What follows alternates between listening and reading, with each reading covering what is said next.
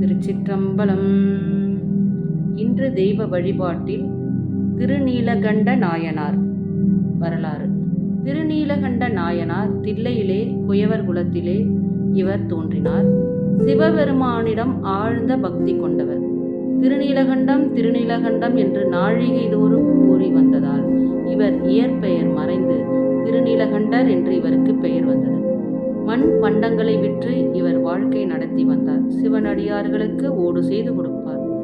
சிவனடியார்களிடமிருந்து இவர் பணம் பெறுவதில்லை. இளமை பருவத்திலே இவர் இல்லற வாழ்விலே காலடித்து வைத்தார் திருநீலகண்டர்.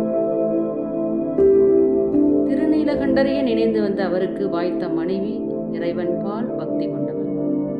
திருநீலகண்டரை விட உயர்ந்தவர். கற்பில் அருந்ததி போன்றவர். அவர்களுடைய இல்லற வாழ்வு மிக மிக சிறப்புடையதாக இருந்தது. ஒரு கணவனும் மனைவியும் எப்படி வாழ வேண்டும் என்பதற்கு ஒரு சான்றாக முன் உதாரணமாக இருந்தனர். அந்த இன்பமான வாழ்விலே சூறாவளி வீசத் தொடங்கியது. அழகான இல்லறம் என்னும் கோபுரம் சரிந்து விழுந்தது. ஒரு நாள் நடராஜ பெருமானை வணங்கிவிட்டு வந்து கொண்டிருந்தார் திருநீலகண்டர்.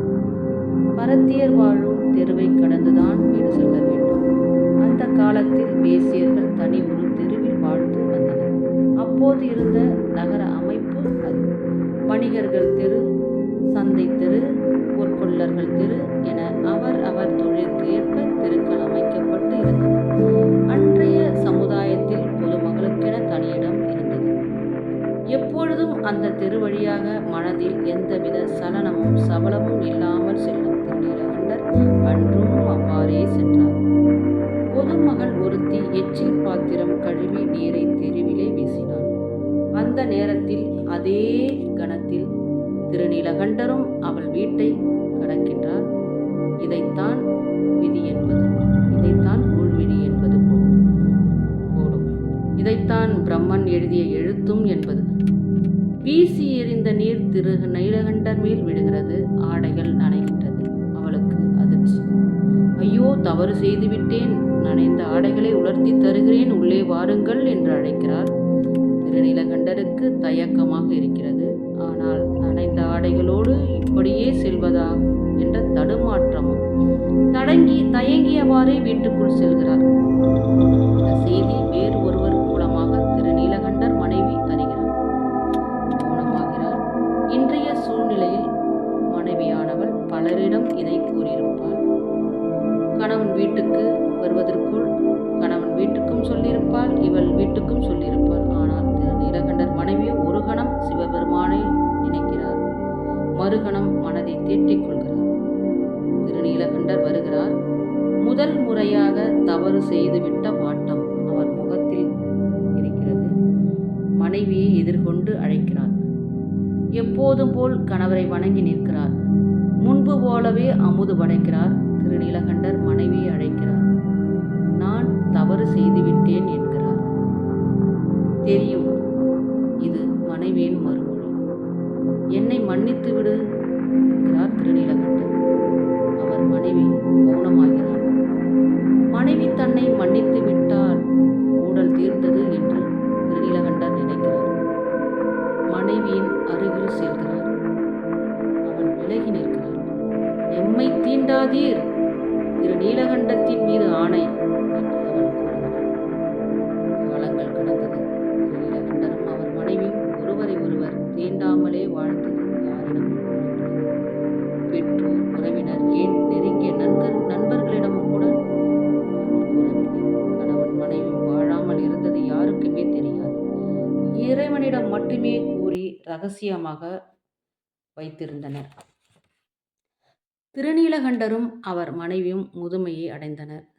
சிவபெருமான் இருவருக்கும் அனுகிரகம் புரிய திருவுள்ளம் கொண்டார். சிவபெருமான் வயோதிக சிவனடியாராக திருநீலகண்டரிடம் வந்து ஒரு திருவோட்டை தருகிறார். அப்பா, நீ ஒரு சிவபக்தன், நம்பிக்கையானவன். அதனால் இந்த ஓட்டை உன்னிடம் தருகிறேன். இது சாதாரண ஓடு அல்ல, இது பொன்னை விட மணியை விட சிறந்தது. பத்திரமாக வைத்திரு, நான் பிறகு வந்து பெற்றுக்கொள்கிறேன் என்று கிளம்பிவிட்டார். திருநீலகண்டரும் பத்திரமான ஒரு இடத்தில் வைக்கிறார். மேலும் சில ஆண்டுகள் ஓடின. திருநீலகண்டரும் அவர் மனைவியும் முதுமையை கடந்தனர். நடக்க முடியாத நிலையை அடைகின்றனர். சிவனடியார் வருகிறார். அப்பா நீலகண்டா, சில ஆண்டுகளுக்கு முன் கொடுத்து சென்ற திருவோட்டை கொடு என்கிறார். ஐயனே, இதோ எடுத்து வருகிறேன் என்று உள்ளே செல்கிறார். அங்கும் இங்கும் தேடுகிறார். காணவில்லை. மனைவியை அழைத்து தேடச் சொல்கிறார். எங்கும் கிடைக்கவில்லை. சிவனடியாரிடம் வந்து கூறுகிறார். ஐயனே, பிழை செய்து விட்டேன். நீங்கள் கொடுத்த ஓட்டை பாதுகாப்பான இடத்தில் வைத்திருந்தேன். இப்போது அந்த ஓடு அங்கு இல்லை. நான் புதிதாக ஒரு ஓடு தருகிறேன் என்று கூறுகிறார். சிவனடியாருக்கு ஒரே கோபம். என்ன, நான் கொடுத்த ஒரு ஓடு காணாமல் போய்விட்டதாக கூறுகிறாயா? நீ ஒரு பெரிய எத்தன். அடியார்களிடம் ஒரு ஓடு பெற்றுக்கொண்டு காணாமல் போய்விட்டதாக கூறும் ஒரு பொய்யன். என் பழைய ஓடுதான் வேண்டும் என்று சத்தம் போடுகிறார். திருநீலகண்டரோ தள்ளாடுகிறார், அழுகிறார். அவர் மனைவியோ கதவோரம் நின்று கண்ணீர் வடிக்கிறார். இதோ ஊரை கூட்டி என் ஓட்டை மறைத்து வைத்திருப்பதாக கூறுகிறேன் என்கிறார். ஊரை கூட்டினார். உன் மகனை பற்றி கொண்டு குளத்தில் மூழ்கி சத்தியம் செய், நான் எடுக்கவில்லை, நான் மறைத்து வைத்திருக்கவில்லை என்று சொல்கிறார். இளமையில் இல்லத்தை துறந்த இவர்களுக்கு மகன் ஏது மகள் ஏது? மகன் இல்லையே என்று விம்மலுடன் கூறுகிறார். ஓ, மகன் இல்லையா? அப்போது பாதகமில்லை. இதோ நிற்கும் உன் மனைவி கரம் பற்றி கொண்டு குளத்தில் மூழ்கி எழு என்கிறார். திருநீலகண்டர் பதறுகிறார். ஐயனே, எங்களுக்குள் ஒரு சபதம், அதனால் நான் அவளை தீண்டுவதில்லை என்கிறார். சிவனடியாருக்கு ஒரே கோபம். ஓ, ஓடு இல்லை என்கிறார். மகனை வைத்து சத்தியம் பண்ணு என்றால் மகன் இல்லை என்கிறார். மனைவியின் கரம் பற்றி மாட்டேன் என்கிறார். சபையில் அனைவரிடம் சொல்கிறேன் என்று சிவனடியார் நடக்கிறார். திருநீலகண்டரும் அவர் மனைவியும் தள்ளாடி தள்ளாடி பின் செல்கின்றனர். அனைவரும் கேட்கின்றனர். அப்போதும் உண்மை சொல்லவில்லை. தன் கையில் இருந்த ஒரு தண்டை தன் மனைவியிடம் நீட்டுகிறார். அவள் அதை பற்றி கொண்டு குளத்தில் முழுகுகிறார்கள். சிவனடியார் கலகலகலவென்று சிரிக்கிறார். கையை பற்றி கொண்டு குளத்தில் முழுகச் சொன்னால் தண்டை பற்றி கொண்டு குளத்தில் முழுக நினைக்கிறாய்? இப்போது வேறு வழி இல்லாமல் நடந்தனவற்றை சிவனடியாரிடம் கூறுகிறார். ஏறத்தாழ 50 ஆண்டுகளாக தங்களுக்குள் வைத்திருந்த இரகசியத்தை அவர் கூறினார். அனைவரும் வியப்படைந்தனர். திருநீலகண்டரின் மாண்பையும் அவர் மனைவியின் பண்பையும் அறிந்தனர். தன் பக்தனின் சிறப்பை உலகிற்கு காட்டவே சிவபெருமான் இந்த நாடகம் ஆடினார்.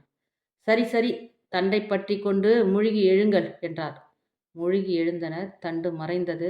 இருவரும் கரம் பற்றி எழுந்தனர்.